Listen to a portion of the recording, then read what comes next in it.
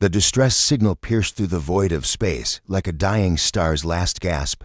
Alexa stood on the bridge of the Sentinel's Pride, her fingers dancing across the holographic display as she decoded the desperate plea. From the Zeltharian colony on Proxima 7, the message was fragmented, broken by interference, but the meaning was crystal clear. They were under attack, outgunned, and facing extinction. "Captain," she called out, her voice steady despite the ice forming in her stomach. "It's a code Crimson. The Zeltharians are requesting immediate military assistance." Captain Knox turned from the observation window, his jaw set in that familiar way that told Alexa he was already calculating trajectories and battle formations. His dark eyes reflected the starlight, and for a moment, she saw not the decorated war hero, but the young cadet she'd met at the academy 15 years ago, before the wars, before the scars, before they'd both learned what it truly meant to protect the galaxy. "How many hostiles?" Knox asked, moving to stand beside her at the tactical console. Alexa's fingers flew across the interface, pulling up what little data the Zeltharians had managed to transmit. Readings show at least 40 Cravathi warships, maybe more. "They've got the colony surrounded." She paused, her throat tightening. "Knox, the Zeltharians only have 12 defense cruisers. They're farmers, miners, not soldiers." Knox's expression darkened.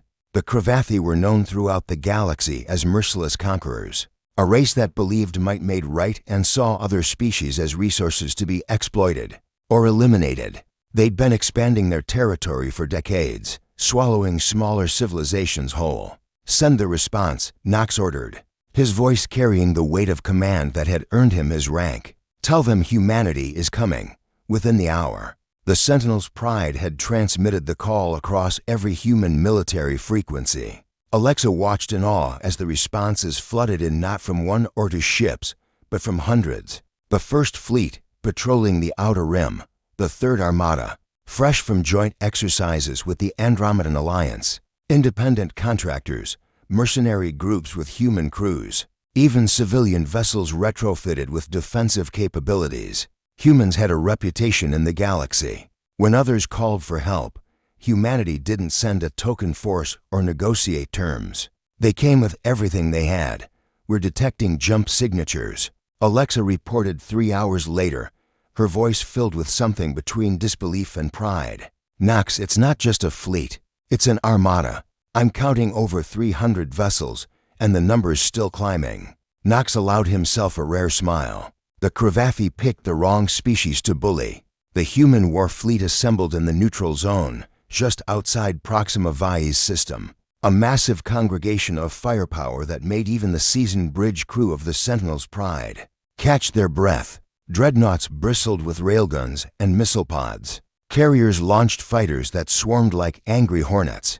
Destroyers, frigates, and corvettes formed defensive screens, their hulls painted with unit insignias and battle honors. Admiral Chen's face appeared on the main view screen, her silver hair pulled back in a tight bun, her uniform immaculate despite commanding from the bridge of the flagship Indomitable. "Captain Knox, Commander Alexa, status report." Knox straightened. "The Zeltharian colony is still holding, Admiral, but their shields are at 30% and falling. They've got maybe 6 hours before the Cravathi break through. Then we don't have time for subtlety," Admiral Chen replied. "All ships, prepare for jump. We're going in hot." Alexa's hands trembled slightly as she input the final coordinates. This would be her first major fleet action since becoming Knox's second in command. She felt his hand briefly touch her shoulder, a gesture of confidence, of trust. They'd served together long enough that words weren't always necessary. The jump through hyperspace was instantaneous and disorienting. One moment, they were in open space.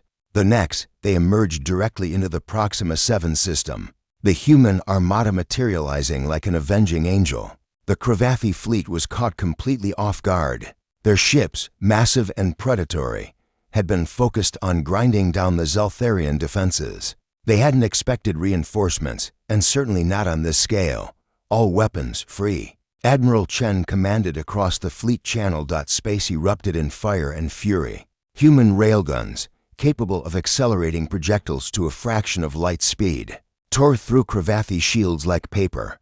Missile swarms painted trails of light across the darkness. Fighter squadrons engaged in deadly dances with Cravathi interceptors.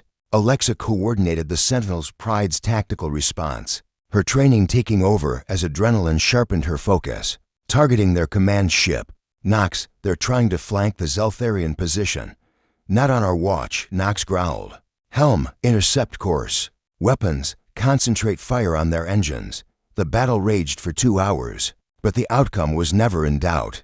The Cravathi had numbers, but humanity had something more: the absolute refusal to let innocents suffer. When they had the power to intervene, every human captain fought not just for victory, but for the families huddled in shelters on Proxima 7, for the principle that bullies must face consequences. When the Cravathi command ship finally broke apart under concentrated fire from 3 human dreadnoughts, the remaining hostile vessels scattered, jumping to hyperspace in disarray. Alexa slumped in her chair as the adrenaline faded, her entire body shaking. Nox placed a hand on her shoulder again, this time letting it rest there. You did well, Commander. We all did, she replied, looking at the view screen where the Zeltharian colony still stood, battered but intact. A transmission came through from the colony's leadership. The Zeltharian elder's face was streaked with tears of relief, their translator converting their gratitude into words that echoed across every human ship. We called for reinforcements. We prayed for a miracle. You came with an entire fleet. Humanity. Humanity will always be remembered as the species that answers the call. Nox and Alexa exchanged a glance, and in that moment, she understood why humans had earned their reputation among the stars. They didn't just fight when threatened. They fought for those who couldn't fight for themselves. It's what we do, Nox said simply, responding to the Zeltharian elder. No one fights alone, not while humanity draws breath. As the war fleet began recovery operations, and the Sentinel's Pride moved to assist with colony repairs, Alexa looked out at the stars and felt a profound sense of purpose.